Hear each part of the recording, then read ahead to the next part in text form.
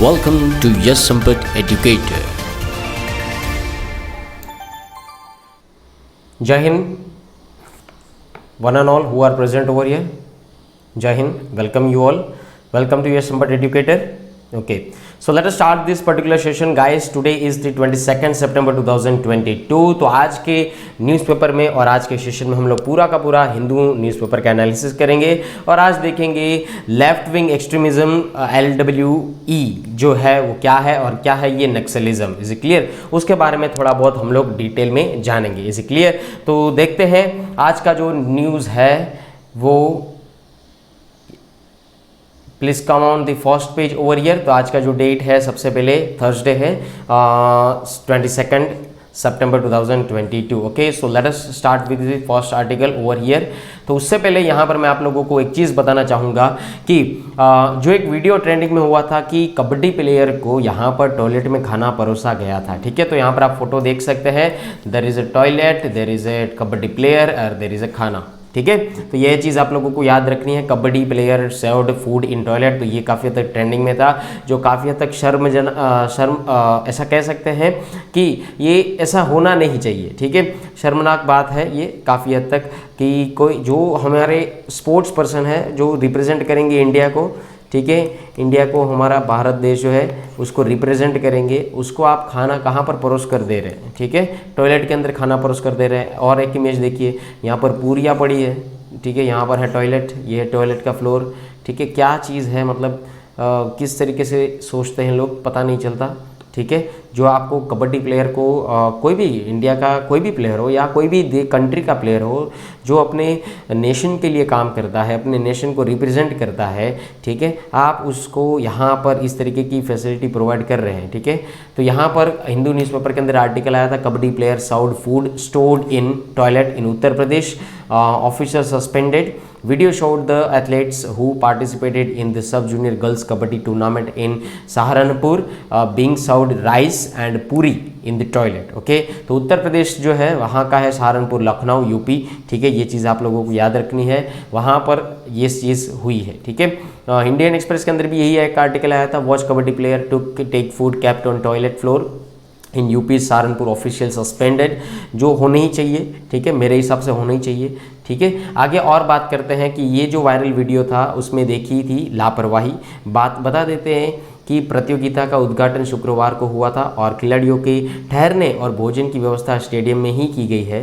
भोजन swimming pool परिसर में तैयार किया जा रहा है. वहीं कच्चा राशन चेंजिंग रूम में और शौचालय में रखा गया है. वहीं भोजन तैयार करने के बाद भी उसे शौचालय में रखवा दिया. चावल की बड़ी परात और पुड़िया कागज़ पर शौचालय के फर्श पर रखी दिखाई दी.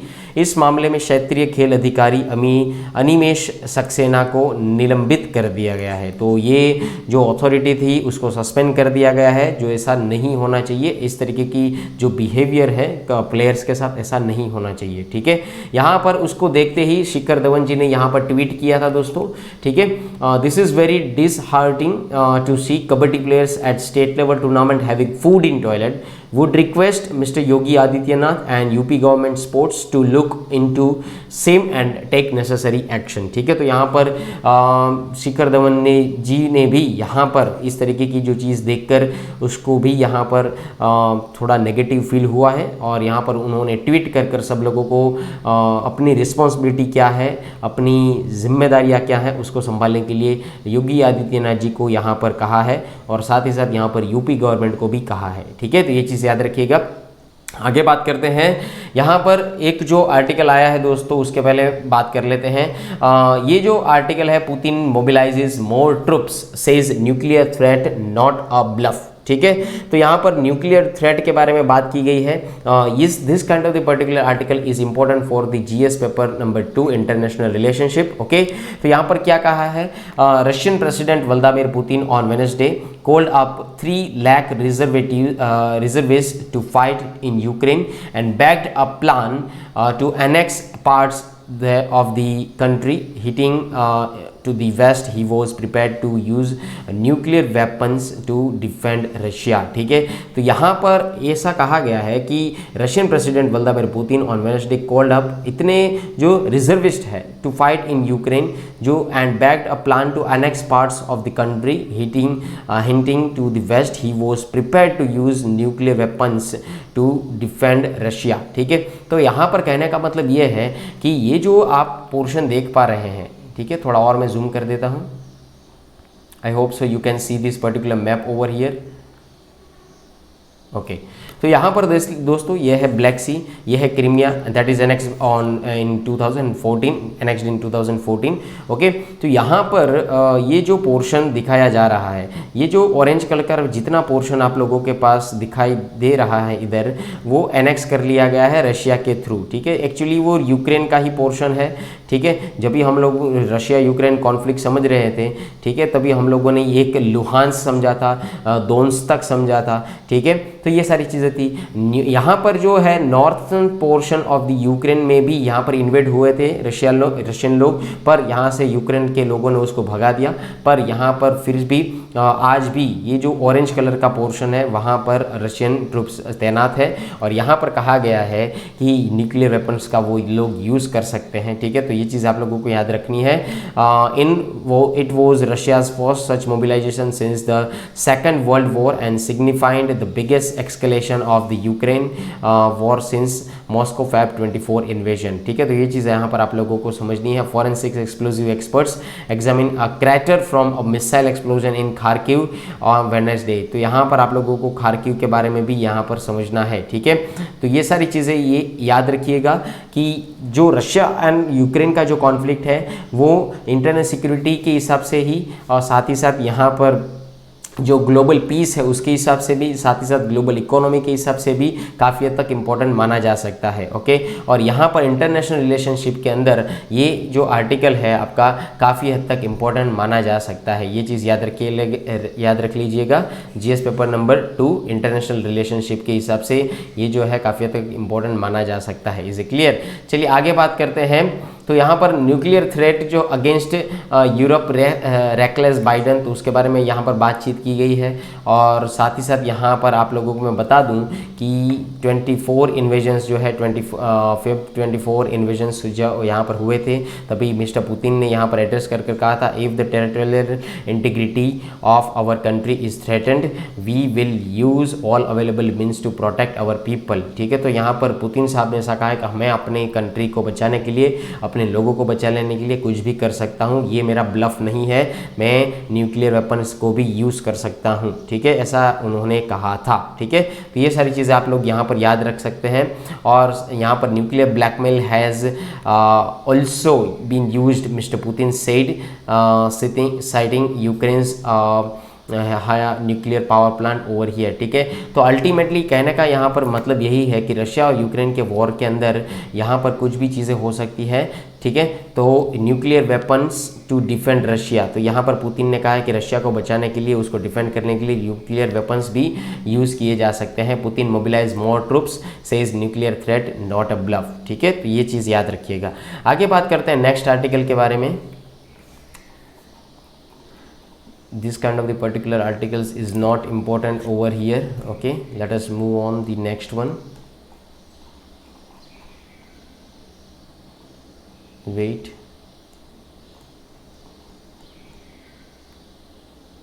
okay,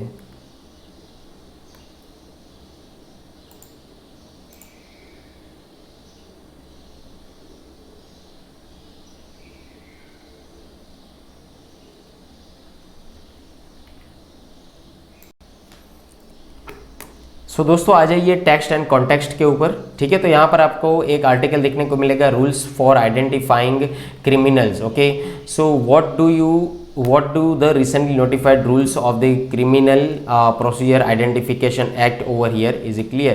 ये चीज़ आप लोगों को यहाँ पर याद रखनी है कि criminal procedure identification act 2022 state जो है वो एक्चुअली है तो है क्या, ठीक है, and is there scope for misuse, इसका क्या मिसयूज हो सकता है उसके बारे में यहाँ पर कहा गया है, ठीक है।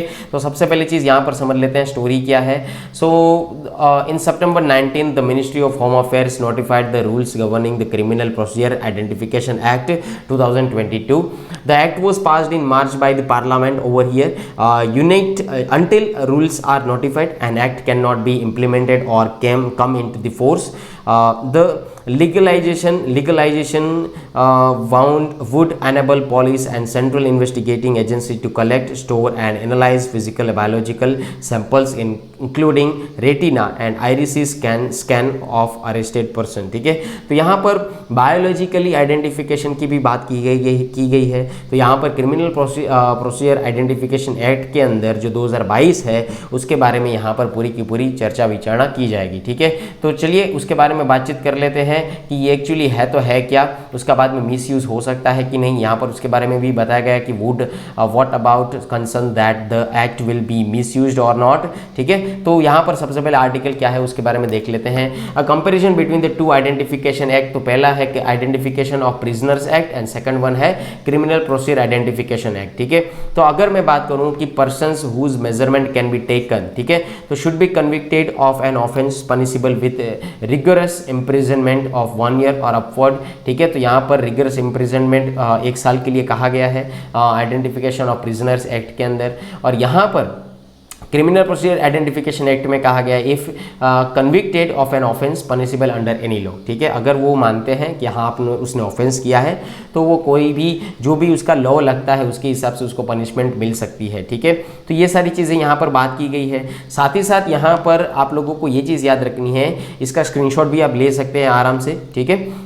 दूसरा यहाँ पर कहा गया है कि CRPC order to give security for his good behaviour under CRPC, ठीक है। यहाँ पर order to give security for his good behaviour under CRPC, तो दोनों में जब भी गुड बिहेवियर होगा तो उसके हिसाब से सिक्योरिटी उस हिसाब से रहेगी, ठीक है।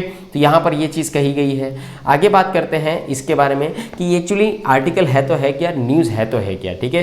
तो recently the criminal procedure identification act जो 2022 है वो लाया गया था और पास किया गया था पार्लियामेंट के अंदर अप्रैल 2022 के अंदर, ठीक है। और इसको रिप्लेस किया गया था आइडेंटिफिकेशन प्रिजनर्स एक्ट ऑफ 1920, ठीक है। आइडेंटिफिकेशन ऑफ प्रिजनर्स एक्ट 1920 के पहले उसका ये नाम था, उसको बाद उसको चेंज कर दिया गया रिगार्डिंग द कॉलोनियल एरा, ठीक है। आगे बात करते हैं कि authorises police officers to take measurements of people convicted and arrested और facing trial in the criminal cases. तो जो पीपल है कन्विक्टेड है, ठीक है, अरेस्टेड है या facing trial in criminal cases, ठीक है। तो यहाँ पर उसके बारे में पुलिस ऑफिसर जो है कुछ ना कुछ ऑथोरिटीज़ जो है पुलिस ऑथोरिटीज़ जो है मेजरमेंट लेंगे, ठीक है, ये रिप्लेसमेंट करने के बाद। यहाँ पर ये चीज़ कही गई है। अभी इसको बात करते हैं कि actually what is the criminal procedure identification act 2022, ठीक है। तो दोस्तों it provides the legal sanctions to the police to take physical and biological samples of convict, ठीक है। आप उसके फिजिकल सैंपल साथ ही साथ बायोलॉजिकल सैंपल ले सकते हैं, ऐसा उन्होंने कहा है, लीगल सैंक्शन के तौर पर कहा है। जो भी पर्सन एक्यूज है, क्राइम किया हुआ है जिन्होंने, उसका आप सैंपल ले सकते हैं। पुलिस ने यहाँ पर ये कहा है कि एज पर द सेक्शन 53 और as per the section 53A, ठीक है, कोड ऑफ क्रिमिनल प्रोसीजर, जिसको हम लोग क्या कहते हैं, CRPC कहते हैं। क्या कहते हैं? CRPC, code of criminal procedure 1973 के तहत ये डेटा कलेक्ट किया जा सकता है सेक्शन 53 और सेक्शन 53A के तहत, ठीक है। यहाँ पर दूसरी ओर मैं अगर कहना चाहूँ कि डेटा क्या क्या कलेक्ट होगा, ठीक है, जो भी लोगों ने क्राइम किया है उसके फिजिकल और बायोलॉजिकल क्या क्या डेटा कलेक्ट होंगे, ठीक है। तो पहला होगा एक तो फिंगर इंप्रेशन होगा, दूसरा होगा palm finger, that is a finger impression, okay, after that is a palm impression, after that the footprint impression, ठीक है, फोटोग्राफ होंगे, उसके आइरीज होंगे, ठीक है, रेटिना स्कैन होंगे, फिजिकल एंड बायोलॉजिकल सैंपल्स लिए जाएंगे और their analysis behavioural attributes including the signatures, ठीक है, तो सिग्नेचर्स भी यहाँ पर हैंडराइटिंग किस तरीके से है वो सारा का सारा एग्जामिन किया जाएगा, डेटा कलेक्ट किया जाएगा, ठीक है। सीआरपीसी जो है वो actually primary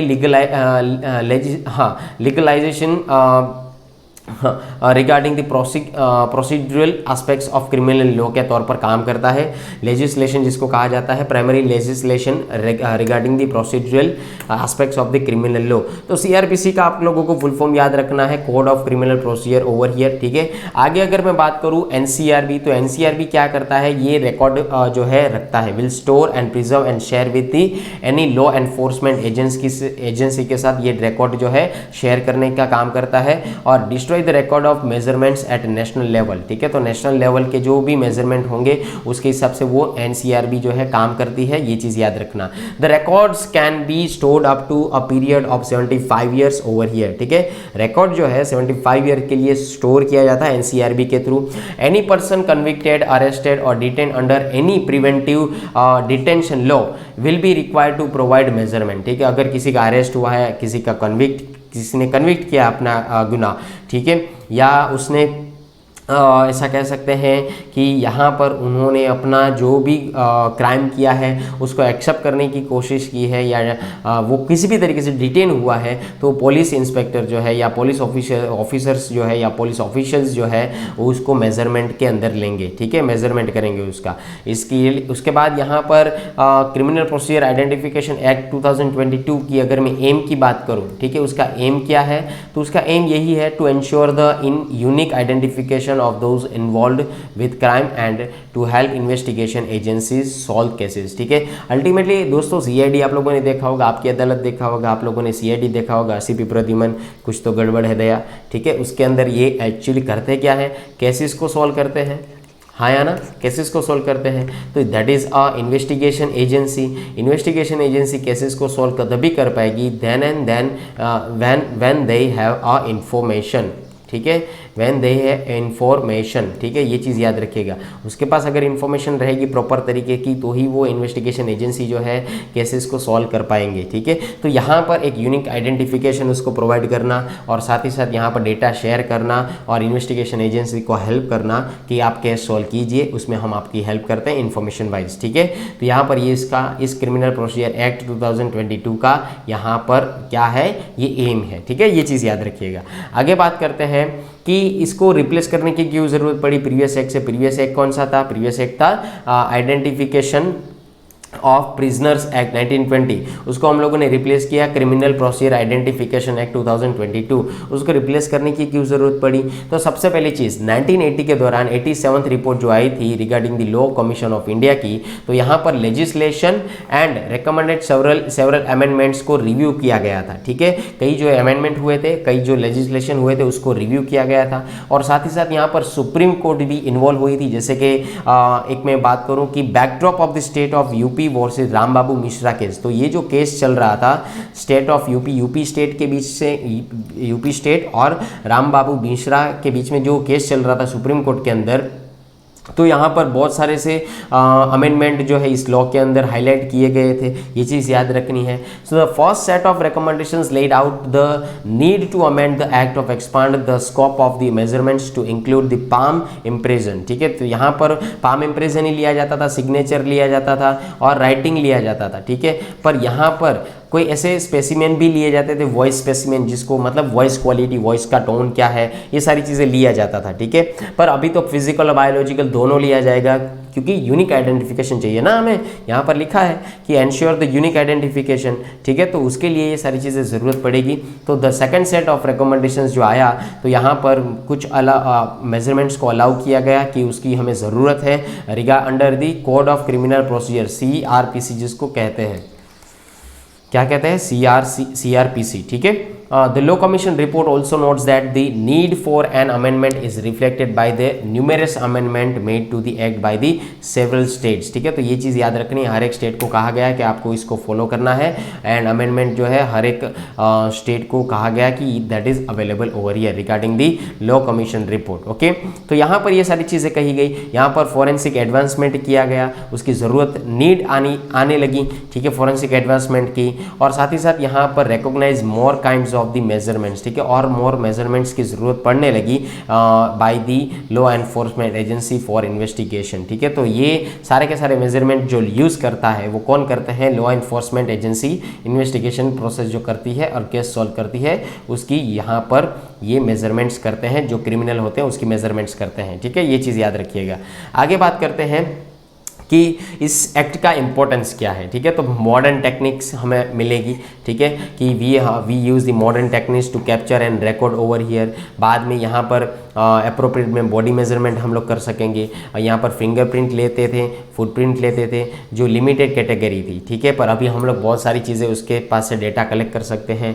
helping investigation agency, हम इन्वेस्टिगेशन एजेंसी को हेल्प कर सकते हैं कि कोई भी ऐसे पर्सन जो है उसको हमें सर्च करना है, तो आप इसी डेटा से आप उसको सर्च कर सकते हैं।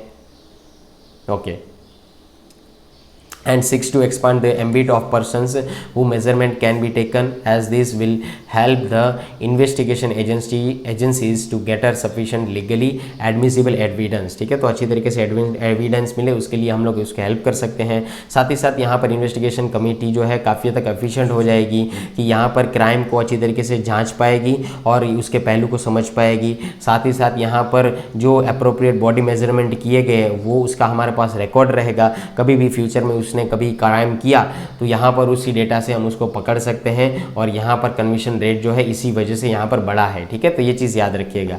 आगे बात करते हैं कि इस लॉ के अंदर क्या क्या इश्यू पाए जाते हैं। ठीक है, तो पहली चीज़ है कि प्राइवेसी का वायोलेशन हो रहा है। अभी देखो क्रिमिनल जो है क्रिमिनल है, ठीक है, पर इंसान भी है। ठीक है, पर यहाँ पर आप इंसान की सारी चीज़ें, पर्सनल चीज़ें जो है उसकी ले रहे हैं, तो राइट टू प्राइवेसी का है कि यहाँ पर वायोलेशन ऑफ प्राइवेसी जो है उसका यहाँ पर वायलेट हो रहा है, राइट टू प्राइवेसी वायलेट हो रही है। Okay, right Sujata ji, that is a fundamental right. Okay, right, so if we talk about the fundamental rights, so there is a 6 fundamental right, and if we talk about fundamental duties, so there is a 11 fundamental duties over here। ठीक है, तो ये चीज़ याद रखिएगा। Right to privacy of not only persons convicted of crime but also every ordinary Indian citizens. ठीक है, तो ये चीज़ याद रखिएगा। यहाँ पर एम्बिगियस प्रोविजंस हैं, जैसे कि 1920 आइडेंटिफिकेशन ऑफ प्रिजनर्स एक्ट जो भी था, ठीक है, उसको रिप्लेस किया गया ये क्रिमिनल प्रोसीजर एक्ट के अंदर। ठीक है, तो यहाँ पर बायोलॉजिकल सैंपल्स जो है इस फ्रेज के अंदर डिस्क्राइब नहीं किए गए थे, पर it could involve bodily inventions such as drawing of blood and hair, collection of DNA samples. तो ये सारी चीज़ें की बारे में बात की गई। There are acts that currently require the written sanctions of a magistrate. ठीक है, तो यहाँ पर मजिस्ट्रेट के बारे में भी यहाँ पर कहा गया है कि मजिस्ट्रेट्स के सैंक्शंस यहाँ पर रिक्वायर होंगी ये सारी चीज़ों के लिए। ठीक है, ऐसे आप नहीं ले सकते। दूसरी ओर यहाँ पर एक इश्यू लॉ के रिगार्डिंग ये आता है कि वायलेशन ऑफ आर्टिकल नंबर 20। ठीक है, तो guys can you tell me in the comment section कि क्या है आर्टिकल नंबर 20। ठीक है, तो आर्टिकल नंबर 20 का वायलेशन हो रहा है, उसकी अगर मैं बात करूं, सो drying of samples and possible involves of violation of article number 20 close 3 which protects the right against the self incrimination यानी कि आप जोर जबरदस्ती से सारी चीज़ें उसके पास ले रहे हैं। ठीक है, नार्को एनालिसिस, बायोलॉजिकल इन्फॉर्मेशन यहाँ पर फोर्सफुली ली जाती है, यहाँ पर नार्को एनालिसिस होता है, ब्रेन मैपिंग होता है, तो ये सारी चीज़ें फोर्सफुली की जाती है। तो यहाँ पर इसलिए कहा गया है कि ये आर्टिकल नंबर 20 का वायोलेशन है। ठीक है, तो आप मुझे बताइए आर्टिकल नंबर 20 कौन से पार्ट के अंदर आता है और आर्टिकल नंबर 20 क्या कहता है। ठीक है, I am waiting for your reply. Let us discuss about the next. Handling data की अगर मैं बात करूं तो एनसीआरबी, ओके, तो एनसीआरबी जो थी ये नेशनल क्राइम रिकॉर्ड ब्यूरो, तो ये एनसीआरबी जो है वो डेटा को हैंडल करती है। ऑलमोस्ट 75 ईयर्स के लिए डेटा को हैंडल कर पाती है। And other concerns they include the means by which the data collected by it will preserve, share and disseminated. ठीक है, और डिस्ट्रॉयड भी। ठीक है, तो ये चीज़ याद रखना कि वो प्रिजर्व कर सकते हैं, इन्वेस्टिगेशन एजेंसी के साथ शेयर कर सकते हैं और केस सॉल्व करने में मदद भी कर सकते हैं। और 75 ईयर्स के लिए इसको रखा जाएगा। यस सुजाता। हाँ 75 ईयर्स के लिए ही, यही मैं बता रहा हूँ, 75 ईयर्स के लिए इस चीज़ को रखा जाता है, ठीक है, और बाद में इसको डिस्ट्रॉय कर दिया जाता है एनसीआरबी के थ्रू, ठीक है, ये चीज़ याद रखिएगा। Collection can also result in mass surveillance with the data under his law being combined with other database, ठीक है। तो यहाँ पर ये चीज़ याद रखो CCTNS, ठीक है, यानी कि criminal tracking network and crime and criminal tracking network systems, जिसको हम लोग कहते हैं CCTNS, तो उसको यहाँ पर अच्छी तरीके से वो डेटा को संभाल पाएंगे। Crime and criminal tracking network and systems जो है ये इसकी प्लान है, प्लान स्कीम जो है conceived in the light of experience of non plan scheme namely common integrated police application, CIPA जिसको कहते हैं, ठीक है, कॉमन इंटीग्रेटेड पॉलिस एप्लीकेशन, ये चीज़ याद रखिएगा, ठीक है। ऑन अवेयरनेस अमॉन्ग दी डाइटिनेस, ठीक है, तो यहाँ पर ये चीज़ याद रखना कि although it provides that an arrested person, जो अरेस्टेड पर्सन है not accused of an offence, ठीक है, जो इसने not accused of an offence against woman और ए चाइल्ड, अगर महिला के खिलाफ या चिल्ड्रन के खिलाफ अगर कोई ऑफेंस नहीं किया है और फिर भी अरेस्ट हुआ है, so may refuse the taking of samples, ठीक है, तो वो आप सैंपल्स देने के लिए मना कर सकते हैं या सैंपल्स लेने के लिए मना कर सकते हैं, ठीक है। और बायोलॉजिकल सैंपल्स जो है उसके लिए भी यहाँ पर डिटेनीज जो है वो ऐसे कर सकते हैं, ठीक है, तो ये चीज़ याद रखना। पर unawareness among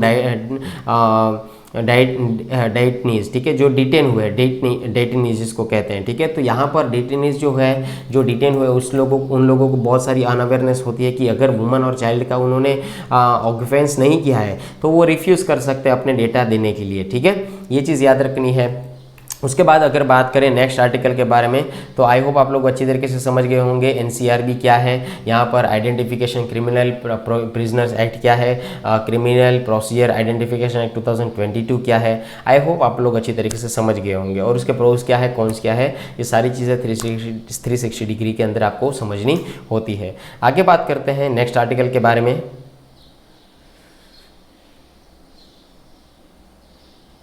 yes this one GS 2 and 3 paper के अंदर ये इंपॉर्टेंट माना जाता है, ठीक है, नक्सलिज्म जो है GS पेपर नंबर 2 and 3, ठीक है।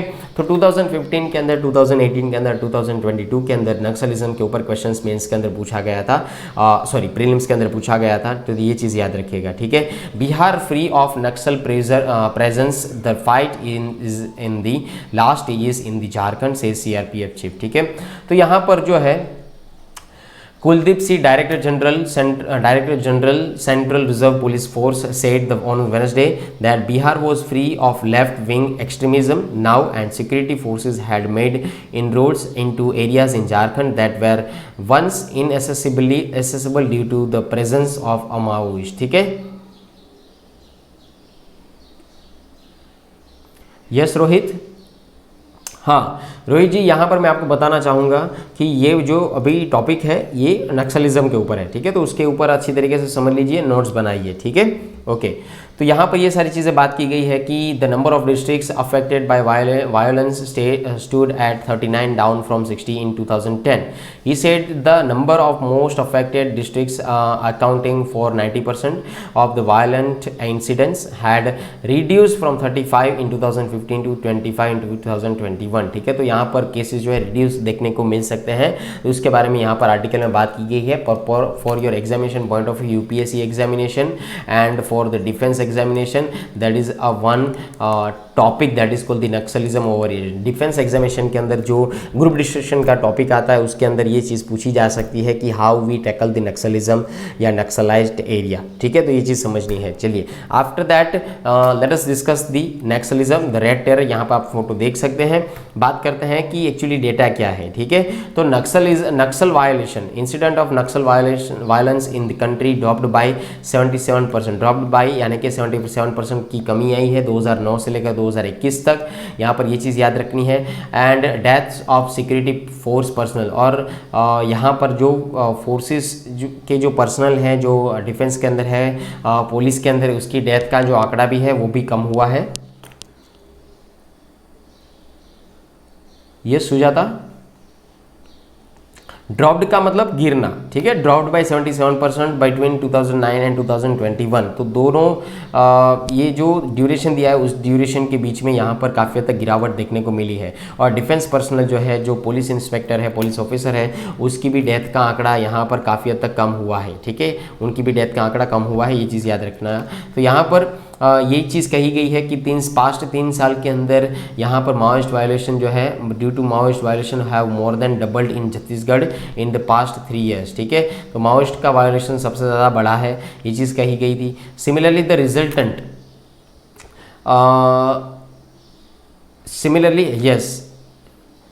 यश आकांक्षा, that is a Naxalism, okay. Similarly the resultant deaths के अंदर मैं बात करूँ तो सिविलियन की भी मौत हुई है, सिक्योरिटी फोर्सेस की भी मौत हुई है, पर वो रिड्यूस हुई है बाय द 85% ओवर हियर, ठीक है। So 85% from all an all time high 1005 in 2010 and 147 in 2021, ठीक है। तो 2010 में यहाँ पर आप देख सकते हैं आंकड़ा, और 2021 में आंकड़ा देख सकते हैं, ठीक है, ये चीज़ है। In states Chhattisgarh tops the country wide figure for deaths of security personnel, ये चीज़ याद रखिएगा। यहाँ पर सिक्योरिटी रिलेटेड एक्सपेंडिचर के बारे में भी बात की गई है, ठीक है, कि scheme from 126 to 90 in 2018 and for the 17 2021, ठीक है। तो ये चीज़ याद रखिएगा। एंड यहाँ पर अगर मैं बात करूँ कि followed by the Jharkhand which recorded by 5 personal death, ठीक है। तो यहाँ पर जो 90% of security personal deaths in the country इसकी वजह से होती थी, पर झारखंड में 5 जो पर्सनल डेथ होती है वो झारखंड की वजह से हुई थी या उसको फॉलो करती है, ठीक है, ये चीज़ समझनी है। आगे बात करते हैं LWA left wing extremism violation goes down, तो यहाँ पर काफ़ी तक डिक्रीज होने का देखने को मिला है। यहाँ पर आप उसका आंकड़ा देखिए, डिस्ट्रिक्ट विथ LWA वायलेंस, ठीक है। तो यहाँ पर 96 हैं, यहाँ पर 46 हैं, ठीक है। यहाँ पर पहले देखिए डेथ कितनी थी, death due to LWA violence वो 1005 थी, पहले इतनी डेथ थी 80, ठीक है। अभी सिर्फ 147 ही हो रही है, यानी कि इतनी हद तक 85% तक गिरावट देखने को मिल सकती है, ठीक है। आगे बात करते हैं कि ये कब से हम लोग बोल रहे हैं कि लेफ्ट विंग एक्सट्रीमिज्म जो है तो है क्या दोस्तों, लेफ्ट विंग एक्सट्रीमिज्म है तो है क्या। तो पहली चीज़ मैं आपको बता दूं कि LWE ये एक ऑर्गेनाइजेशन है, ये एक ग्रुप है जो चेंज चाहता है, परिवर्तन चाहता है, पर उसका तरीका जो है वायलेंस का है, हिंसक तरीका है, ठीक है। तो उन लोगों को कहा जाता है left wing extremism. So they are against the democratic institutions, ठीक है, लोकशाही से वो दूर भागते हैं और वो हिंसक प्रवृत्तियाँ ये करते हैं, वायलेंट नेचर के होते हैं, वायलेंस करते हैं, यूज़ करते हैं और डेमोक्रेटिक प्रोसेस को जो है ग्राउंड लेवल पर हार्म करने की कोशिश करते हैं, ठीक है। ये जो ग्रुप है, this particular group prevent the development process, ठीक है, इस डेवलपमेंट प्रोसेस को रोकने का काम, प्रिवेंट करने का काम करते हैं। और in the list development regions of the country, उसको यहाँ पर डैमेज करने का काम या वहाँ के लोगों को मिसगाइड करने का काम, यहाँ के लोगों को फंडिंग करने का काम ये लोग करते हैं, लेफ्ट विंग एक्सट्रीमिज्म लोग, ठीक है, ये चीज़ समझनी है आपको। आगे बात करते हैं इसका रीज़न क्या है, ठीक है। तो एक तो पहली चीज़ है ट्राइबल कम्युनिटी, ठीक है। ट्राइबल कम्युनिटी का मतलब क्या है कि भाई दोस्तों डिफॉरेस्टेशन हो रहा है, ठीक है। जो भी लोग जंगल के अंदर रहते हैं, जो आदिवासी लोग हैं, ट्राइबल कम्युनिटी से, वो कहाँ रहेंगे, जंगल में रहेंगे, ठीक है, जंगल में रहते हैं वो लोग। तो वहाँ पर वो आइसोलेटेड कम्युनिटी है एक तरीके से देखा जाए तो, उसको देश दुनिया से कोई ना लगाव है ना तो कुछ लेना देना है, ठीक है, वो वहीं पर रहते हैं। पर we have a more population, ठीक है, हम इतनी पॉपुलेशन में हैं, हम इतनी तादाद में हैं कि वी रिक्वायर्ड अ लैंड चाहिए। तो हम लोग क्या करते हैं, फॉरेस्ट को काटते हैं, ठीक है, यानी कि हम लोग क्या करते हैं, डिफॉरेस्टेशन करते हैं, डिफॉरेस्टेशन, ठीक है, हम लोग डिफॉरेस्टेशन करते हैं। तो यहाँ पर डिफॉरेस्टेशन करेंगे तो एनिमल कहाँ जाएंगे, एनिमल कहाँ जाएंगे, और साथ ही साथ यहाँ पर ये जो ट्राइबल कम्युनिटीज़ है वो कहाँ पर जाएगी, ठीक है। तो ये चीज़ समझनी है। तो यहाँ पर एक उसको भी एक नेगेटिविटी आ जाती है कि ये लोग क्या काट रहे हैं, हमारे घर काट रहे हैं, हमारे जंगल काट रहे हैं, तो वो लोग मोटिवेट होते हैं अगेंस्ट दी डेमोक्रेसी, ठीक है। यहाँ पर गवर्नमेंट सरकार के अगेंस्ट में वो खड़े हो जाते हैं और ये माओइस्ट को ज्वाइन कर लेते हैं, नक्सलिज्म को ज्वाइन कर लेते हैं, नक्सलाइट एरिया के अंदर चले जाते हैं और वहाँ पर ट्रेन होते हैं, ठीक है। तो ये सारी चीज़ें हैं। So the forest conversion act 1980 deprived tribals who dependent on forest produce of their living from even cutting a bough, ठीक है। तो ये चीज़ याद रखना, यहाँ पर जो जंगल के अंदर जो भी खेती ये लोग करते हैं काफ़ी हद तक अच्छी और तादाद में होती है।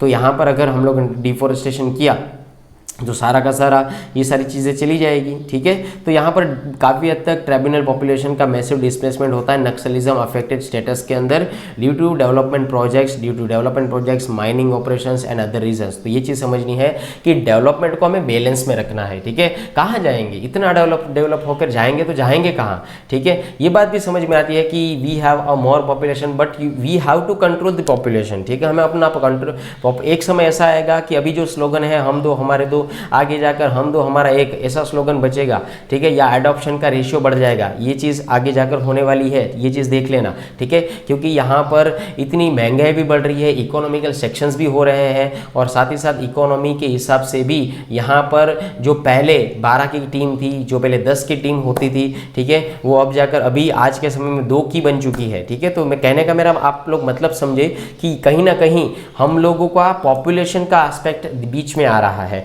ठीक है। अगर पॉपुलेशन ज़्यादा रहेगी so we required is more natural resources. More natural resources कहाँ से आएंगे, वो जंगल में से आएंगे। तो हम लोग क्या करते हैं, जंगल को काटते हैं, हम लोग नेचर को हार्म करते हैं और बैलेंस वे में रखते हैं नहीं है। तो ये सारी सिचुएशन बाद में इंटरनल सिक्योरिटी के ऊपर आती है कि ट्राइबल कम्युनिटी जो है, ये सारी सिचुएशन आपने उसके साथ किया, आपने डिफॉरेस्टेशन किया, उसकी ज़मीन ले ली, आपने उसको घर बाहर का कर दिया, ठीक है। ये सारी चीज़ें करने की वजह से यहाँ पर ट्राइबल कम्युनिटी जो है आसानी से नक्सलाइट एरिया के अंदर जाती है और वो कन्वर्ट हो जाती है, ठीक है। तो ये एक पॉइंट ऑफ व्यू है, ये चीज़ याद रखिएगा। इसी टारगेट ऑफ फॉर माओइस्ट, ठीक है, ये माओइस्ट जो है उसको माओइस्ट के लिए ये टारगेट करना आसान चीज़ हो जाती है। Such people who do not have any source of living, जैसे कि रोटी कपड़ा मकान, ठीक है, into Naxalism by the Maoist, ठीक है।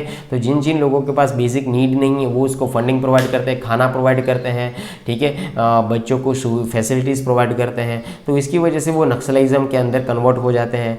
वहाँ पर आप इतना यहाँ पर माओइस्ट जो है वो इतना आपको मोटिवेट करते हैं, नेगेटिवली मोटिवेट करते हैं कि आप हथियार उठाने के लिए तैयार हो जाओ, आप मनी के लिए तैयार हो जाओ, एंड एम्यूनिशंस के लिए तैयार हो जाओ, ठीक है। तो ये सारी चीज़ें आपको बाद में दी जाती है, बाद में कही जाती है, और बाद में ये सारी चीज़ें आपको दी जाती है कि आपको आर्म्स एम्यूनिशन दिए जाते हैं, यहाँ पर आपको पैसे दिए जाते हैं। तो ये सारी चीज़ें यहाँ पर होती है, ठीक है।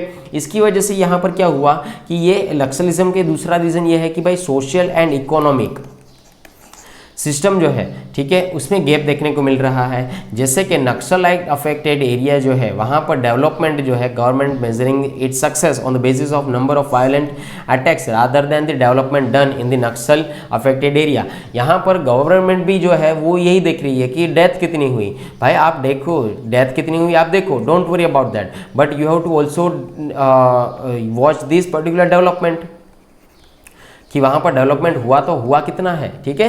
So absence of strong technical intelligence to fight with Naxalites. यहाँ पर आप लोगों को देखा होगा उन लोगों का जो नेटवर्क होता है काफ़ी तक स्ट्रॉन्ग होता है, ठीक है। पर यहाँ पर हमारे अंदर जो नेटवर्क रहता है, टेक्निकल इंटेलिजेंस होता है, उसको टेक्निकल ग्लिच भी कहा जा सकता है, वो काफ़ी तक स्ट्रॉन्ग नहीं होता है, एब्सेंस देखने को मिल सकती है। इसका ये रीज़न है कि वो आगे बढ़ने की कोशिश करते रहते हैं, ठीक है। Infrastructure problem, instance some villages are not yet connected properly with any communication network. यहाँ पर विलेजर्स जो है वो भी हमको हेल्प नहीं करते हैं कि एक्चुअली है तो क्या है, इन्फॉर्मेशन प्रोवाइड नहीं करते, तो अगर इन्फॉर्मेशन प्रोवाइड करें तो हम कुछ एक्शन ले, ऐसा भी नहीं करते, ठीक है। तो यहाँ पर बहुत सारी चीज़ें जो है सोशल इकोनॉमिक सिस्टम के हिसाब से यहाँ पर गैप देखने को इस कंट्री के अंदर मिल सकता है, ये चीज़ समझनी है आपको। आगे बात करते हैं कि नो फॉलोअप फ्रॉम एडमिनिस्ट्रेशन। यहाँ पर एडमिनिस्ट्रेशन ने पॉलिसी डिक्लेयर कर दी पर कुछ फॉलोअप तो लिया ही नहीं, ठीक है भाई, इस चीज़ का क्या हुआ, कहाँ तक एंडिंग होगा, कहाँ तक खत्म होगा, कितना कंट्रोल कर पाओगे, ये सारी चीज़ें फेल हो चुकी। Confusion over tackling Naxalism. यहाँ पर कभी कभार अथॉरिटीज़ भी कंफ्यूज हो जाती है कि how we tackle the naxalism, ठीक है। तो एक सोशल इश्यू है और सिक्योरिटी थ्रेट बन जाता है, ठीक है। यहाँ पर स्टेट गवर्नमेंट के बारे में अगर मैं बात करूँ तो state government consider naxalism as a central government issue. वो भाई ऐसा मानती है, स्टेट गवर्नमेंट ऐसा मानती है कि ये सेंट्रल का इश्यू है। अरे भाई साहब, सेंट्रल का नहीं है, आपके घर का इश्यू है, ठीक है। And those are not taking any initiative to fight it, ठीक है। तो स्टेट किसके ऊपर डिपेंड है, सेंट्रल के ऊपर डिपेंडेंट। वो ऐसा कहती है कि सेंट्रल करेगी, हमको जानने दो, हमारा कुछ नहीं, सेंट्रल का इश्यू है। ठीक है। तो ये इश्यू की वजह से ही, ये रीज़न की वजह से ही नक्सलिज्म जो है वो एक इंटरनल सिक्योरिटी का यहाँ पर पार्ट बन चुका है। ठीक है, यहाँ पर उसकी हमें देख रेख रखनी रहती है कि भाई यहाँ पर आप इतने जो है नेगेटिव सेंस में मत जाइए। ठीक है, तो यहाँ पर आप लोगों को ये सारी चीज़ें समझनी है अच्छी तरीके से। आगे बात करते हैं कि what are the government initiative to control LWE। ठीक है, तो यहाँ पर एक समाधान डॉक्ट्रिन कर लाया गया था। ठीक है, one stop solution for the left wing extremisms problem. ठीक है, तो यहाँ पर S से स्मार्ट लीडरशिप, A से एग्रेसिव स्ट्रेटेजी, M से मोटिवेशन ट्रेनिंग, A से एक्शनेबल इंटेलिजेंस, D से dashboard based KPIs key performance indicators and key result areas. ठीक है, कि भाई हमारा परफॉर्मेंस क्या था और हमें रिजल्ट क्या मिला, सो that is a one kind of the dashboard over here. उसके बाद आता है हार्नेसिंग टेक्नोलॉजी है या नहीं है, action plan for each threat, उसके लिए क्या हमारे पास कुछ प्लान है या नहीं, एन यानी कि no access of to finance. ठीक है, यहाँ पर उसको फंडिंग नहीं होने देना है, ये भी हमारा यहाँ पर इनिशिएटिव है। ठीक है, तो दैट इज़ अ समाधान डॉक्ट्रिन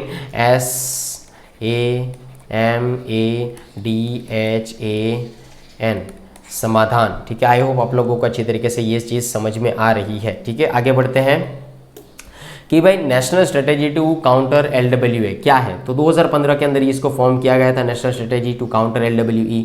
ठीक है, इसका काम यही था कि to combat LWE it main aim was to ensure the participatory governance and protection of the rights of local tribal inter area, यानी कि ट्राइबल कम्युनिटी के साथ जुड़ना, उसके साथ बातें करना, उसको फ्रेंडली फील करवाना, ये काफ़ी हद तक ज़रूरी बन चुका था। क्यों? क्योंकि वो नक्सलाइट एरिया में ना जाए। Is it clear?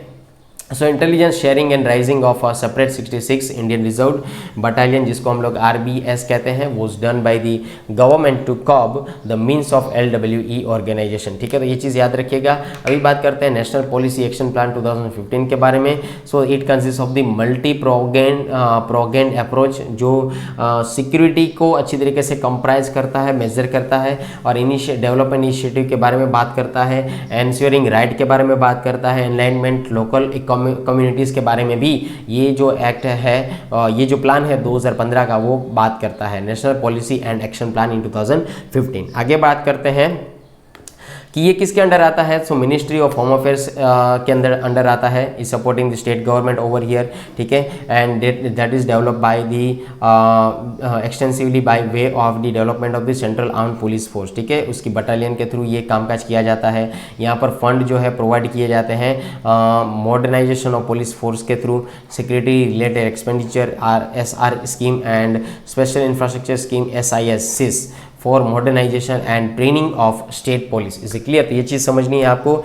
यहाँ पर अगर मैं आपको बताऊँ कि यहाँ पर ग्रे हॉर्न्स कौन है। ठीक है, so it was raised in 1989 as an allied anti national force. Okay, तो ऑपरेशन ग्रीन हंट किया गया था 2009 और 10 के अंदर स्टार्ट किया गया था। यहाँ पर मैसिव डेवलपमेंट किया गया था regarding the security force, and security force was done in the Naxal affected area. ठीक है, तो ये चीज़ याद रखना, सिक्योरिटी फोर्स वहाँ पर नक्सल एरिया अफेक्टेड एरिया के अंदर तैनात थी। ठीक है, आगे बात करते हैं नेक्स्ट आर्टिकल के ऊपर दोस्तों। हाँ, तो दोस्तों ये जो आर्टिकल है वो GS paper number 3 and environment से ये रिलेट करता है। That is a important article regarding the GS paper number 3। ठीक है, with 19,500 crore rupee PLI plan sunshines on solar cell unit. ठीक है, तो यहाँ पर ये प्लान किया गया है सोलर सेल का। ठीक है, पैनल्स डालने का प्लान किया गया है। जी अनुष्का जी, सोलर प्लांट का जो आर्टिकल है वो पेज नंबर आप आ जाइए 14 के ऊपर, 14th नंबर के पेज ऊपर आ जाइए। ठीक है, okay. So the cabinet on Wednesday cleared 19,500 crore production linked incentive PLI scheme, जिसको कहा जाता है to incentive manufacture of domestic solar cell modules to reduce the industries and reliance on Chinese made panels. This follows the 4,500 crore cleared in November 2020। तो यहाँ पर made in India के through ये सारी चीज़ें कहने जाने वाली है कि हम लोग ही प्रोडक्शन करेंगे, हम इंपोर्ट करेंगे तो ज़्यादा पैसा चला जाएगा। ठीक है, तो इसके बारे में हम लोग बात करते हैं। ओके, तो यहाँ पर सोलर पैनल के बारे में बात करते हैं। ठीक है, so what is the present status for renewable energy in India. Bharat के अंदर रिन्यूएबल एनर्जी का क्या क्या चीज़ों में क्या क्या स्टेटस है, ठीक है। तो विंड पावर के ऑलमोस्ट देखा जाए तो रिन्यूएबल एनर्जी से हम लोग 151.4 गीगावाट जो है 151.4 गीगावाट जो है हम लोग जनरेट करते हैं, जिसमें से wind power 40.08 gigawatt, solar power 50 gigawatt, bio power 10.61, small hydro power 4.83 and large hydro power 46.51 gigawatt हम लोग जनरेट करते ही है, ठीक है। यहाँ पर आगे मैं बात करूँ तो प्रेजेंट सोलर पावर कैपेसिटी जो है उसकी अगर मैं बात करूँ तो भारत के अंदर ऑलमोस्ट 45 सोलर पार्क्स हैं जो एग्रीगेट 37 गीगावाट जो कैपेसिटी के साथ वो अप्रूव किया गया है। और सोलर पार्क जो है पावागढ़ के अंदर है वो 2 गीगावाट प्रोड्यूस करता है, कुरनोल जो है 1 गीगावाट, भाड़ा 2 जो है 648 मेगावाट प्रोड्यूस करता है, including in the top 5 operational solar parks of 7 gigawatt capacity in this particular country. Okay, ये चीज़ समझनी है। The world's largest renewable energy की अगर मैं बात करूँ पार्क की बात करूँ, so that is a 30 gigawatt capacity of solar wind hybrid project जो गुजरात के अंदर इंस्टॉल किया गया है। तो दोस्तों आप लोगों को एमसीक्यू के अंदर याद रखना है कि 30 गीगावाट कैपेसिटी वाला जो सोलर विंड हाइब्रिड प्रोजेक्ट है, ठीक है, वो कौन से स्टेट के अंदर इंस्टॉल किया गया है जो world largest renewable energy park के तौर पर सामने आता है, वो है गुजरात, ठीक है। तो ये चीज़ आई होप अच्छी तरीके से आप याद रख सकते हैं, समझ सकते हैं। आगे बात करते हैं कि क्या क्या चैलेंजेस हैं। सो हैवीली डिपेंडेंट ऑन इम्पोर्ट्स, ठीक है। अगर यहाँ पर डिमांड रहेगी तो सप्लाई करनी पड़ेगी ना। अगर सप्लाई नहीं करेंगे तो प्राइस इंक्रीज हो जाएगा, ठीक है। सप्लाई कम डिमांड ज़्यादा प्राइस इंक्रीज हो जाएगा, but we have to give in affordable price. Okay, तो हमें डिमांड के साथ साथ सप्लाई भी बढ़ानी पड़ेगी। डिमांड तो है ही, सप्लाई भी बढ़ानी पड़ेगी। तो यहाँ पर हम लोग जो सप्लाई बढ़ाएंगे मतलब परचेस करेंगे, तो परचेस कहाँ से करेंगे? दूसरे कंट्री से। तो इसको हम लोग क्या कहते हैं? दूसरे कंट्री से कोई चीज़ हम लोग खरीदते हैं उसको हम लोग कहते हैं इम्पोर्ट, ठीक है। तो यहाँ पर इम्पोर्ट बढ़ जाएगा, ठीक है। पूरा का पूरा यहाँ पर ये जो तामझाम है ये इम्पोर्ट के ऊपर डिपेंडेंट है, ठीक है। ये चीज़ याद रखिएगा। So India does not have a module and PV cell manufacturing capacity. So the current solar module manufacturing capacity is limited 15 gigawatt per year, ये चीज़ याद रखिएगा। Whereas the domestic production is around 3.5 gigawatt only over year, ठीक है। ये चीज़ समझनी है। यहाँ पर 3 to 4 गीगावाट जो मॉड्यूल्स है टेक्नोलॉजिकली कॉम्पिटिटिव के तौर पर माने जाते हैं, जो कि एक worthy of deployment in grid based project के तौर पर सामने आते हैं, ठीक है। यहाँ पर हम लोग रॉ मटेरियल परचेस करेंगे तो रॉ मटेरियल की सप्लाई कहाँ से होगी? बाहर से ही होगी, जिसके अंदर लगता है सिलिकॉन वेफर लगता है। मोस्ट एक्सपेंसिव रॉ मटेरियल जो है जो मैन्युफैक्चरिंग इंडिया के अंदर उसका मैन्युफैक्चरिंग नहीं होता है, ठीक है, सिलिकॉन वेफर का। Is it clear? After that it currently imports 100% silicon wafers and around 80% cell, ठीक है। तो यहाँ पर कहा गया है कि हम लोग 100% सिलिकॉन वेफर्स को यूज़ करेंगे, 80% जो है सेल को यूज़ करेंगे, और उसके अंदर सिल्वर एंड एल्यूमिनियम मेटल जो है उस पेस्ट का यूज़ करने वाले हैं एक particular making to electrical controls context, ठीक है। ये चीज़ याद रखिएगा। एंड ऑलमोस्ट 100% इंपोर्ट किया जा सकता है। आई होप आप लोग अच्छी तरीके से सारी की सारी चीज़ें समझ पा रहे हैं, ठीक है। आगे बात करते हैं कि कुछ गवर्नमेंट ने इनिशिएटिव लिया है या नहीं लिया है। सो PLI स्कीम की अगर मैं बात करूँ तो उन्होंने सपोर्ट मैन्युफैक्चरिंग के अंदर एक स्कीम लॉन्च की है जिसको हम लोग कहते हैं प्रोडक्शन लिंक्ड इंसेंटिव। क्या कहते हैं? प्रोडक्शन लिंक्ड इंसेंटिव, ठीक है। तो ये स्कीम जो है क्या प्रोविजन प्रोवाइड करती है? To support to this kind of the particular provisions for supporting the setting up integrated manufacturing unit of high efficiency solar PV modules and providing the production linked incentive, ठीक है। तो ये चीज़ कही गई है on sales of such solar PV modules, ठीक है। उसके बारे में यहाँ पर गवर्नमेंट ने इनिशिएट लिया है कि आप लोगों को सब्सिडी भी मिलती है। सोलर जब भी पैनल लगाते हैं, सोलर रूफटॉप लगाते हैं तभी डालते हैं तभी, ठीक है। यहाँ पर सोलर पैनल जो है यहाँ पर आप उसको इंस्टॉल करते हैं तभी भी आपको यहाँ पर सब्सिडी मिल सकती है, ठीक है।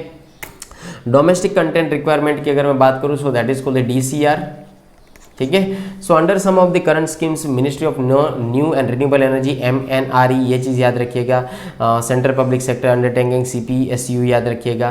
फेज 2 PM कुसुम ये याद रखिएगा। तो कहने का मतलब यहाँ है कि grid connected rooftop solar programme phase 2 ये स्टार्ट होने वाला है, ठीक है। So domestic content requirement DCR जिसको कहा जाता है। आई होप आप लोग अच्छी तरीके से सारी चीज़ें समझ पा रहे हैं, ठीक है।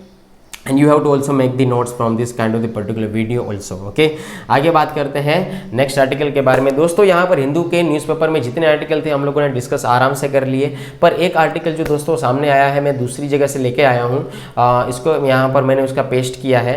ग्रीन ट्रांसपोर्ट के बारे में यहाँ पर एक आर्टिकल आया है जो काफ़ी हद तक इंपॉर्टेंट माना जा सकता है आपकी एग्जामिनेशन पॉइंट ऑफ व्यू के हिसाब से। Okay, so green transport keep all options on the table, ठीक है, उसके बारे में बात करते हैं कि भारत के अंदर ट्रांसपोर्ट सेक्टर है काफ़ी इंपॉर्टेंट सेक्टर माना जाता है। अगर मुझे कहीं पर जाना है तो हम लोग ट्रांसपोर्ट का यूज़ कर सकते हैं, प्राइवेट ट्रांसपोर्ट है, पब्लिक ट्रांसपोर्ट है, ठीक है। यहाँ पर अगर देखा जाए तो 30% ऑफ ग्लोबल एनर्जी कंजप्शन जो है ट्रांसपोर्ट सेक्टर से होता है, ठीक है, ये चीज़ याद रखिएगा। तो ट्रांसपोर्ट सेक्टर है तो भारत देश का या किसी भी कंट्री का इकोनॉमिकली डेवलपमेंट होता है, उस कंट्री का इकोनॉमिकली डेवलपमेंट होता है जो काफ़ी हद तक ज़रूरी माना जाता है, ठीक है। Its energy use is expected to grow 1% of year into 2030, ये चीज़ समझनी है। यहाँ पर साथ ही साथ अगर मैं डिमांड की बात करूँ तो पैसेंजर जो है, फ्रेट जो है, ये काफ़ी हद तक जो है उसकी डिमांड रहती है, and as well in terms of the physical spread as well as capacity to meet the mobility demands over here. Okay, it is seen that the existing transport infrastructure in India is far from meeting the growing mobility needs, ठीक है। Mobility needs के लिए ये काफ़ी हद तक existing transport जो है काफ़ी हद तक ज़रूरी माना जाता है, जो कवरेज जो है, कैपेसिटी जो है और all kind of the service qualities जो है उसको प्रोवाइड कर पाए, ठीक है। अनसस्टेनेबल ट्रांसपोर्ट की अगर मैं बात करूँ तो उसकी जो एक्टिविटीज़ है can produce the wide spread negative impacts like the degradation of the air quality, that is the most important thing, ठीक है। Degradation of air quality, greenhouse gas emission होता है, उससे climate change, global climate change को affect होता है, noise pollution होता है, एनिमल एंड फ्रेगमेंटेशन को लूज होता है और habitat lose of animals and fragmentation, ठीक है, ये चीज़ याद रखिएगा। साथ ही साथ यहाँ पर बात की गई है कि अभी हमें बहुत ज़्यादा पे करना पड़ेगा सस्टेनेबल ग्रीन ट्रांसपोर्ट लाने के लिए सिटी के अंदर, स्टेट के अंदर और नेशनल लेवल के ऊपर, ठीक है। उसके लिए यहाँ पर एक मुहिम स्टार्ट की गई जिसको कहा गया है इंडियाज़ मोबिलिटी सेक्टर, ठीक है। उसको क्या कहा गया है? India's mobility sector. आगे बात करते हैं कि एक्चुअली ग्रीन ट्रांसपोर्ट है तो है क्या, ठीक है। So green transport that is nothing but a sustainable transport over here, जो हमारे एनवायरनमेंट को, हमारी ह्यूमन हेल्थ को, एनिमल की हेल्थ को देखकर, इकोलॉजिकल एनवायरनमेंट को देखकर उसको बैलेंस में रखकर किया जाता है, ठीक है। इसके कंपोनेंट की अगर मैं बात करूँ so component of evaluating sustainability include vehicles जो है उसके अंदर यहाँ पर उससे इवेल्यूशन किया जाता है, कार से, बस से, एरोप्लेन से, शिप से एक्सेट्रा, उससे यहाँ पर व्हीकल जो है इवेल्यूट किया जाता है। सोर्स ऑफ एनर्जी क्या है उससे इवेल्यूट किया जाता है कि भाई विंड एनर्जी है, सोलर एनर्जी है, इलेक्ट्रिसिटी है या बायोमास है, ठीक है, ये चीज़ समझनी है। इंफ्रास्ट्रक्चर के तौर पर भी उसको इवेल्यूट किया जा सकता है कि रोड है, रेलवे है या एयरवेज है या वाटरवेज है, ठीक है, ये चीज़ आप लोगों को समझनी है, vehicles, source of energy and infrastructure. आगे बात करते हैं कि करंट स्टेटस क्या है ट्रांसपोर्ट इंफ्रास्ट्रक्चर का इंडिया के अंदर क्या है स्टेटस। तो अगर मैं रोड की बात करूं तो यहाँ पर देखिए road are dominating mode of transport in India today, कहीं से भी रोड जो है डोमिनेटिंग मोड है ट्रांसपोर्टेशन का, जिसके अंदर 85% कंट्री का जो ट्रैफिक है रोड के ऊपर ही मिलता है।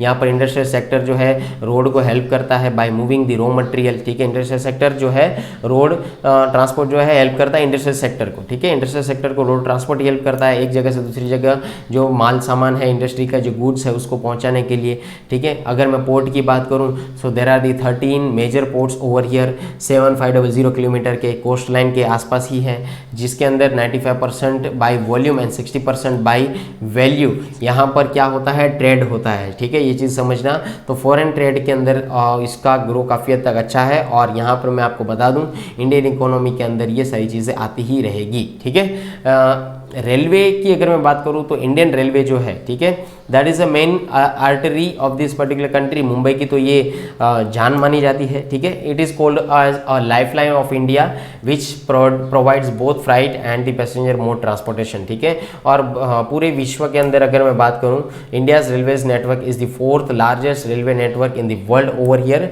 And 2nd largest in Asia under single management is clear and it is also the single largest employer in India. India, ठीक है, उसके अंदर सबसे ज़्यादा एम्प्लॉय काम करते हैं, ठीक है, ये चीज़ याद रखिएगा। अभी बात करते हैं सिविल एविएशन के बारे में। So civil aviation industry in India has emerged as a one of the fastest growing industry in the country, ठीक है, जो है सिविल एविएशन इंडस्ट्री। तो हम लोगों ने 2-3 दिन पहले कुछ चीज़ पढ़ी थी कि 80% यहाँ पर वो अपना जो रेगुलर जो पेट्रोल डीजल जो आता है वो डालेंगे और यहाँ पर 20% बायोडीजल डालेंगे, ठीक है। तो ये चीज़ याद रख लेना। यहाँ पर एक्चुअली एयरक्राफ्ट के अंदर केरोसिन जो हाईली डिस्टिल्ड केरोसिन का यूज़ होता है, ये चीज़ भी समझनी है, ठीक है। और third largest domestic aviation market के अंदर पूरे वर्ल्ड के अंदर तीसरे नंबर पर हमारा सिविल एविएशन। और यहाँ पर जो है यूनाइटेड किंगडम जो है to become the third largest air passenger, ठीक है, यहाँ पर हम लोग उड़ाने में तीसरे नंबर पर है, यहाँ पर वो उड़ने में तीसरे नंबर पर है, यूके 2024, ठीक है। आई होप आप लोग अच्छी तरीके से ये सारी चीज़ें समझ पा रहे हैं। आगे बात करते हैं कि क्या क्या चैलेंजेस है ट्रांसपोर्टेशन के इंडिया के अंदर। तो सबसे पहली चीज़ रेलवे की अगर मैं बात करूँ तो यहाँ पर समझ लीजिए कि कंट्री की साइज़ और रिक्वायरमेंट के हिसाब से यहाँ पर स्लो एक्सपांशन है रेलवे नेटवर्क का। यहाँ पर जो रीजन है नॉर्थ ईस्टर्न रीजन जो है वहाँ पर रेलवे की सुविधा इतनी हद तक प्रेजेंस नहीं की गई है, लिटिल मात्रा में, छोटी मात्रा में ही है, ठीक है। उसके बाद हायर फ्रेट ट्रांसपोर्टेशन कॉस्ट, यहाँ पर ट्रांसपोर्टेशन की कॉस्ट बढ़ सकती है अगर ये सारी चीज़ें हुई तो, ठीक है। जो इंडिया के अंदर अगर पेट्रोल डीजल के दाम बढ़े तो यहाँ पर ट्रैफिक के भी जो मतलब कार के भी दाम बढ़ेंगे, ठीक है, ये चीज़ याद रख लेना। Social and versus commercial objectives जो है, ठीक है, private contracts are driving Indian railway से टूवर्ड्स कमर्शियलाइजेशन, ठीक है, ये चीज़ याद रखना। And however privatising railways will result in better infrastructure with in turn will enhance travel facilities, ठीक है। तो यहाँ पर आप लोगों को ये भी बताया गया है कि अच्छे इंफ्रास्ट्रक्चर के लिए, अच्छे रेलवे के लिए यहाँ पर हमें कुछ चीज़ें जो है ट्रैवलिंग की फैसिलिटीज़ को टर्न करना पड़ेगा, अदरवाइज नहीं हो पाएगा, ठीक है। So but the private players जो है उन्होंने दूसरी ओर कहा है कि making a profit which will result in rise in the price, ठीक है। अगर आपकी प्राइस राइज हुई तो कोई दिक्कत नहीं है, आप अपना जो कमाई है, आपका अपना प्रॉफिट जो है वो चीज़ बढ़ाइए। Resulting in the poor reach to all segments of the society, ये सारी की सारी बातें हर एक सोसाइटी के लोगों को लागू होती है, ठीक है। So this will under main the very social objective regarding the railway. अभी बात करते हैं हम लोग रोड ट्रांसपोर्ट के बारे में जो चैलेंजेस है वो क्या है। तो यहाँ पर चैलेंजेस इन रेलवे था, यहाँ पर अभी हम लोग समझ सकते हैं रोड ट्रांसपोर्ट में क्या क्या चैलेंजेस हैं। तो ग्राउंड वाटर रिचार्ज रेट्स जो है यहाँ पर इरोजन बढ़ सकता है, वाटर क्वालिटी जो है वो डिक्रीज़ हो सकती है, ठीक है, ग्राउंड वाटर जो है वो डाउन जा सकता है। यहाँ पर पुअर एक्सेसिबिलिटी है रूरल एरिया के अंदर, ठीक है। तो ये चीज़ समझनी है, जहाँ पर 70% ऑफ इंडियन पॉपुलेशन तो रूरल एरिया में रहती है, 33% ही Indian villages and do not have access to all weather roads, ठीक है। तो ये चीज़ आप लोगों को यहाँ पर याद रखनी है, ठीक है। तो problem is more acute in India's north eastern states which are poorly linked to the country's major economic centres. तो यहाँ पर भारत की ऐसी कोई स्थिति आएगी नहीं कि अगर भारत जो है इकोनॉमिकली डाउन हो गया तो उसके लोगों को बाहर जाना पड़े, ऐसी स्थिति आएगी नहीं, ठीक है, ये चीज़ समझनी है। राइजिंग रोड एक्सीडेंट जो है वो काफ़ी हद तक बढ़ चुके हैं कि रोड के अंदर एक्सीडेंट होते हैं जैसे कि 1% regarding the world vehicles, but accounts अगर किया जाए तो रोड क्रैश से 11% लोगों की डेथ होती है। यहाँ पर रिजाइनिंग रोड एक्सीडेंट ने ऐसा कहा है, ठीक है। According to the ministry of road transport and highways 2020, उसमें अगर आपकी स्पीड ज़्यादा होगी तो आपके मरने के चांसेस कितने हैं, 69.3% हैं। अगर आपने हेलमेट नहीं पहनी होगी तो आपके मरने के चांसेस है 30.1%। अगर आपने हेलमेट सीट बेल्ट पहनी है, बाइक के अंदर हेलमेट पहनी है, आपके बचने के चांसेस हो जाते हैं 11.5%, ठीक है। तो ये चीज़ याद रखिएगा। आई होप सो आप लोगों को ये सारी चीज़ें समझ में आ रही है। आगे बात करते हैं एयर ट्रांसपोर्टेशन के बारे में। तो यहाँ पर एक तो एसेसिबिलिटी भी है, अफोर्डेबिलिटी भी है, ठीक है। पर यहाँ पर कहने का मतलब यह है कि एसेसिबिलिटी एंड अफोर्डेबिलिटी, ये जो एयर ट्रांसपोर्ट है ये कई लोग अफोर्ड नहीं कर सकते, ये चैलेंज है। मिडिल ईस्ट कंट्री में और एशियन कंट्री के अंदर सबसे ज़्यादा जो है aviation fuel India is approximately 60% more expensive than it is in Asian and middle east countries, ठीक है। तो यहाँ पर ये चीज़ याद रखिएगा, high central and state taxes जो है एविएशन के फ्यूल जो है वो काफ़ी हद तक महंगे रहते हैं, 60% महंगे रहते हैं। This makes the profitability of the civil aviation industry valuable to volatility in the global oil prices, ठीक है। तो ये प्राइस इंक्रीज करते हैं क्रूड ऑयल के। Changes in ports and shipping, ठीक है, port challenges in ports and shipping, ठीक है। पोर्ट्स एंड शिपिंग में क्या है, इनएफिशिएंसी है, हाई टर्न अराउंड टाइम चलता है, बहुत टाइम लगता है वहाँ पर पहुँचने में, ठीक है। तो ये चीज़ आप लोगों को यहाँ पर याद रखनी, अपने मन से कई कई चीज़ें सोचनी है, ठीक है। सो ये आई होप और सारी चीज़ें अच्छी तरीके से हो गई। कार्गो का जो है वो एक्सकेवेशन जो इवैक्यूएशन जो है काफ़ी हद तक स्लो होता है, ये चीज़ समझ जाना, ठीक है। ठीक, आगे बात करते हैं अदर चैलेंजेस के बारे में कि कार्बन डाइऑक्साइड इमिट हो रहा है नेचर के अंदर। यहाँ पर ट्रांसपोर्टेशन हम लोग जिस तरीके से कह रहे हैं उस हिसाब से अर्बनाइजेशन होता है, ठीक है। सारे लोग फॉसिल फ्यूल के ऊपर डिपेंडेंट है। यहाँ पर बायोडाइवर्सिटी, यहाँ पर बायोडाइवर्सिटी का मतलब यहाँ पर जो पेड़ पौधे हैं, ठीक है, यहाँ पर जो एनिमल्स हैं उसके मतलब नेचुरल बीइंग्स जो है बैलेंस हुए हैं उसको भी हम लोग बिगाड़ने की कोशिश कर रहे हैं। तो ये सारी चीज़ें ट्रांसपोर्टेशन की वजह से होती है। आई होप आप लोग अच्छी तरीके से ये आर्टिकल को समझ गए होंगे। Is it clear? सो आगे बात करते हैं उसमें क्या कर सकते हैं हम लोग, सॉल्यूशन क्या है। सो हमें एक इंटेलिजेंट ट्रांसपोर्टेशन सिस्टम को अप्लाई करना होगा जहाँ पर इलेक्ट्रॉनिक टोल टैक्स कलेक्शन किया जा सके, इंटेलिजेंट ट्रैफिक मैनेजमेंट हो, V2X कम्युनिकेशन हो, ठीक है। तो ये सारी चीज़ें इंप्लीमेंट करनी चाहिए रिगार्डिंग दिस पर्टिकुलर सिनारियो, ठीक है। So there is a need to shift towards the intelligent transport system, ठीक है। उसके बाद हमें ग्रीन ट्रैवल हैबिट को डेवलप करना है कि जितना हो सके उतना पब्लिक ट्रांसपोर्ट में यूज़ करें। Educated people on the ill effects of the growing transport problems, ठीक है। यहाँ पर हम लोग प्रमोट करें कि नॉन मोटराइज्ड व्हीकल जो है उसको हम लोग यूज़ करें, पावर मेंटेनेंस जो है, प्रॉपर मेंटेनेंस जो है उसका हो पाए, और साथ ही साथ यहाँ पर सेफ ड्राइविंग की प्रैक्टिस भी हो पाए, ठीक है। तो ये एक अवेयरनेस देना है। यहाँ पर अगर मैं बात करूँ तो ग्रीन ट्रैवल जो है, ठीक है, that would make travel less polluting and damaging also, पर डैमेज करेगा, पोल्यूट भी करेगा पर कम मात्रा में करेगा, ठीक है। तो ये सारी चीज़ें यहाँ पर से समझनी है। सो आगे अगर मैं बात करूँ नेक्स्ट सॉल्यूशन के बारे में तो REST यानी कि resilience, equity and sustainability. Resilience का मतलब क्या है कि आप उसके बारे में, नीड के बारे में सोचो, रीथिंक करो, रिस्टोर करो कॉन्फिडेंस को पब्लिक ट्रांसपोर्ट यूज़ करने के लिए। ई बस का यूज़ करो, डिजिटलाइजेशन करो पब्लिक ट्रांसपोर्ट को, ठीक है। इक्विटी की अगर मैं बात करूँ तो क्या है कि last mile road and railway connectivity should be a priority with a special attention to the north eastern region, ठीक है। तो ये दैट इज़ अ इक्विटी। आगे अगर मैं बात करूँ सस्टेनेबल डेवलपमेंट के बारे में तो electric vehicle are the sustainable, but उसमें थोड़ा देर लगेगा, थोड़ा और रिसर्च लगेगा इलेक्ट्रिक व्हीकल्स के अंदर, ठीक है। आगे बात करते हैं मैन्युफैक्चरिंग हब इन ग्रीन मोबिलिटी। मैन्युफैक्चरिंग हब कौन कौन से हैं? So proper policy support, industry action, market generation, increased investor interest and acceptance, ठीक है। तो ये सारे के सारे जो है मैन्युफैक्चरर है जो अच्छी तरीके से आप लोगों को बता सकते हैं कि ग्रीन मोबिलिटी है तो है क्या, जहाँ पर एक पोजीशन के तौर पर आपको पता चलेगा कि लो कॉस्ट है, जीरो कार्बन मैन्युफैक्चरिंग होती है इसके अंदर, और साथ ही साथ इकोनॉमिकली डेवलपमेंट होते हैं, जॉब क्रिएट होती है, और इम्पोज पब्लिक हेल्थ जो है वो भी इम्प्रूव होती है, ठीक है। So that's it for this particular session. I hope you all are enjoy the session. If you have any kind of doubt, so you can mention in the comment section. And if you are guys preparing for defense examination like the Combined Defense Services, Air Force Common Admission Test, FCAT, NDA, National Defense Academy, INET, Air Force Group X and Y, Territorial Army, and if you are also preparing for IBPS Clerk, IBPS PO, IBPS RRB, SBI Clerk, SBI PO, RBI Grade B, so don't worry, batches launched by the Yes Sampat Educator. So what are you waiting for? Guys, just call on 9773230619. Is it clear? And online platform is available over here. And guys, I want to tell you that if you are the new family member of this particular channel, so please subscribe our channel in the YouTube and please press the bell icon for the future and for the notification. तो दोस्तों मिलते हैं next lecture के दौरान, तब तक लिए जय हिंद एंड जय भारत।